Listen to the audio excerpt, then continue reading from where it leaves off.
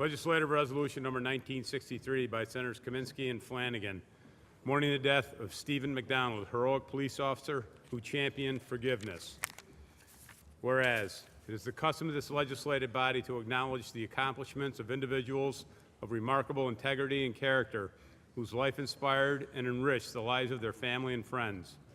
And whereas Steven McDonald lived his life with great dignity and genuine grace, always demonstrating a deep and continuing concern for the welfare of others in the great state of New York.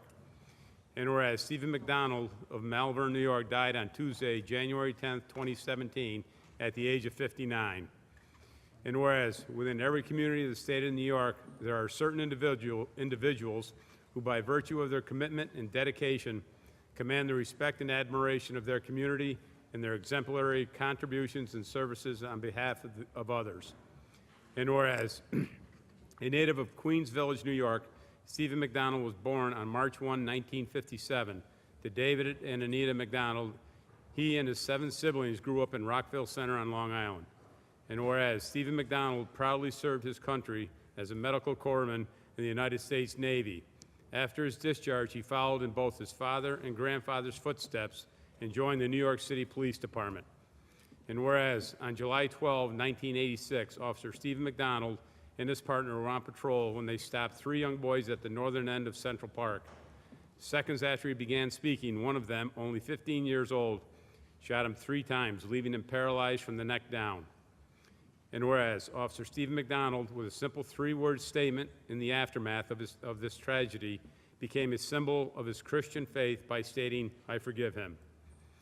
And whereas today, Steven McDonald's son, Connor, who was born 6 months after the shooting, is a sergeant with the New York Police Department and represents the 4th generation of the family to serve in the department.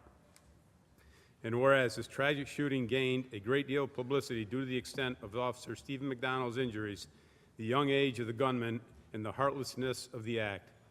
And whereas, even though he was paralyzed, Steven McDonald chose to continue to make a difference in people's lives.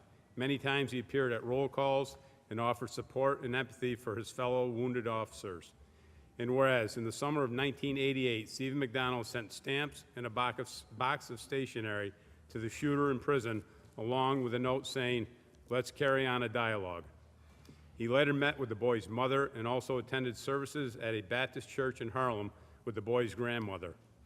And whereas Steven McDonald, who was able to speak, albeit haltingly, and breathe with the help of a respirator, made many public appearances over the years, telling of his faith as a Roman Catholic and believing in that people wanted forgiveness. They had to show it to others.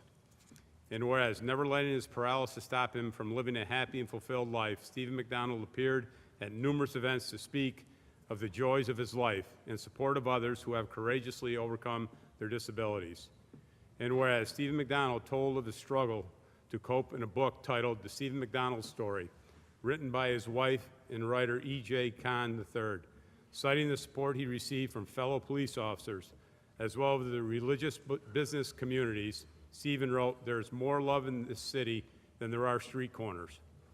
And whereas Steven McDonald's compassion and courage also touched the New York sports scene, Mets relief pitcher Jesse Orosco gave him the glove he was wearing when he got the final out in the team's 1986 World Series victory over the Boston Red Sox. And he appeared on the ice at Madison Square Garden annually to present the Rangers' Steven McDonald Extra Effort Award to a player who demonstrated special grit. And whereas throughout his meritorious life, Steven McDonald touched the lives of numerous people, not only in New York but around the world, he chose to forgive his assailant, hoped for the youth's redemption, and remained in the public's eye for his spirit in the face of adversity. And whereas predeceased by his mother, Anita McDonald, Steven McDonald is survived by his proud father, David McDonald, his loving wife, Patricia Ann Norris McDonald, and his cherished son, Connor McDonald. And whereas the funeral for Steven McDonald was held on Friday, January 13, 2017, at St. Patrick's Cathedral in New York City, thousands of mourners were in attendance to pay tribute to this hero, including Mayor de Blasio, NYPD Commissioner Bratton, and NYPD Emerald Society, and other top police officials. Fifth Avenue was closed to allow mourners to gather and to hold a procession. And whereas a devoted father and husband, respected as a pillar of the community, Steven McDonald's name is synonymous with character, dignity, intellect, depth, and humor. Qualities evident to his family and to all those who were fortunate enough to have known him. He will be deeply missed and truly merits the grateful tribute of this legislative body. Now, therefore, be it resolved that this legislative body pauses deliberations to mourn the death of Steven McDonald, heroic police officer who championed forgiveness, and it be further resolved that a copy of this resolution suitably engrossed be transmitted to the family of Steven McDonald. Senator Flanagan. Thank you, Mr. President. Every now and then we get to realize how special the work is that we do, the place where we work, the people that we associate with, whether you're a Democrat or Republican, New York State Assembly and New York State Senate. So here we have the perfect balance, and let me start by giving a big, fat New York warm welcome to the McDonald family, all the friends and family. It is absolutely wonderful, wonderful to have you here today. I'm in awe by your presence. I'm in awe by listening to a resolution like this, and many of our colleagues know most of our resolutions are not this long and that they're that chock-filled with a life well lived. So I thought of one thing as I was sitting here wondering, okay, what do I want to say? From my father I learned my favorite movie still is It's a Wonderful Life. And Clarence, who plays the guardian angel, writes in the book, no man is a failure in life if he has friends. So not only was your husband a hero and a fantastic role model, but my goodness, he had so many friends. And now I want to turn just a little bit, because this is an incredibly good lesson in civics, in government, protocol, and how to do things the right way. Senator Ritchie has a group from the Cranby Elementary School here today. So, boys and girls, you are getting a chance to be part of history, and you're actually getting to listen to a story and a biography of a real, genuine hero. Connor, thank you for the service that you do, and to all of your colleagues in the police department. I don't feel like I can call you Patty. Mayor, it's great to have you here. I had the opportunity to attend Officer McDonald's wake. I've never seen anything like it. Never seen anything like it. There were at least 5,000 people there. That was in the afternoon. This is a two-day wake, and I had been speaking to Lou Matarazzo, who told me the night before that Patty stayed till after 11 o'clock so she could talk to everybody that was there.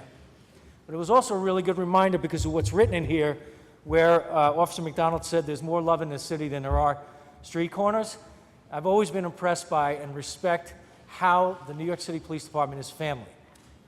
Forever. Forever. That never goes away, and thank God. When I read about Officer McDonald, and I've thought about this many times in my own adult life, I don't know if I could do what he did. I still think about that all the time. To be able to be that strong in your faith and say, I forgive, and I hope you can find some sense and purpose in your life, that is just so incredibly awe-inspiring and humbling, and it makes me think of myself as a person, how to be a better person by learning from people like your late husband. Lastly, it's pretty cool to meet the Pope, Barbara Walters, Nelson Mandela, get the World Series glove. But I was also very impressed because Officer McDonald came to Albany and lobbied. And he was a real force and presence. Somebody like that comes up, particularly given his physical situation, you pay attention. You listen, you hang on every word. So he has been a role model in so many different ways. I'm humbled to be amongst all of us today, but in particular, the McDonald family. Your husband was a truly great man, and we owe him an eternal debt of gratitude. And we're going to be doing a special piece of legislation after this, which we'll come back to, which any New Yorker can appreciate. But thank you for sharing him with us, and thank you for making this a very special day to our students and the great people of the state of New York. Thank you, Mr. President.